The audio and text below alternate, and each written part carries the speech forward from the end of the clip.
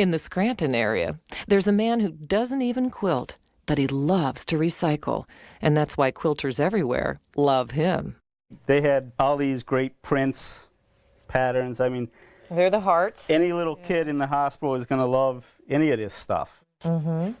Just all too nice to throw away. These scraps from Scranton's textile mills were destined for Pennsylvania's landfills, and it bothered Mike Lazonitz to see so much go to waste.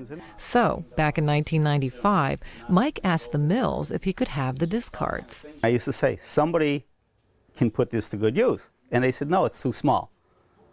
So I said, if I come up with a use for it, could I have it? And they said, you can take all you want. Mike did take it all, but he wasn't sure what to do with the fabrics. So he logged onto the internet, where he's known as Magic Mike.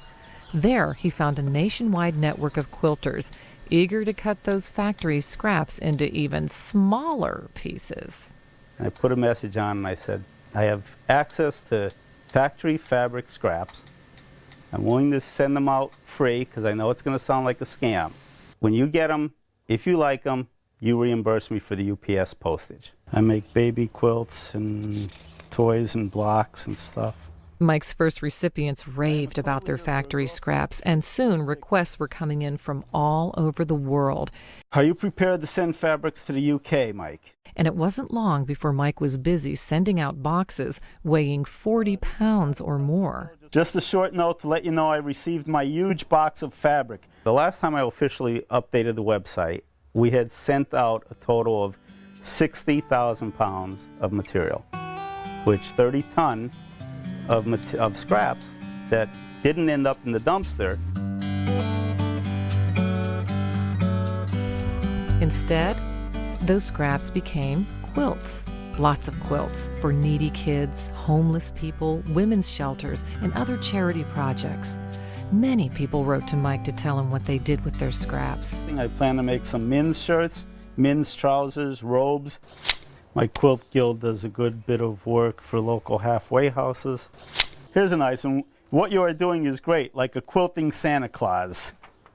You are a prince among men. Thank you for the shipment, and be sure that all will be put to good use. Mike was surprised by the huge response he got.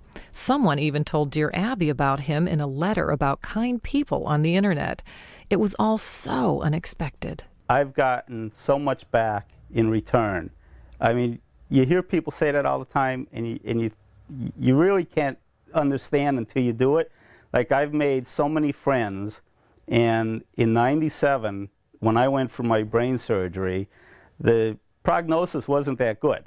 Mike had a brain tumor, and though the surgery to remove it went well, he still suffers from serious migraine headaches, making it impossible for him to continue his salvage work. Well, there's just too many problems to overcome right now. The other thing is there are no more factories now. With no factories nearby, there's no fabric to send. But Mike still hears from the people he helped. One group of quilters sent him this tribute quilt to thank him for his work.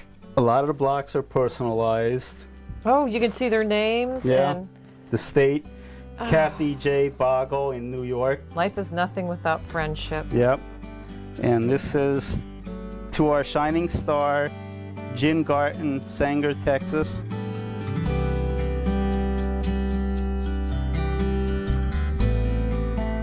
They're just special people. Yeah. Quilters are really special people. You know, it's like their motto, I guess, is when life gives you scraps, make a quilt. Right? Right. And somewhere west of Mike, there's a town called Elm Creek that's full of quilters.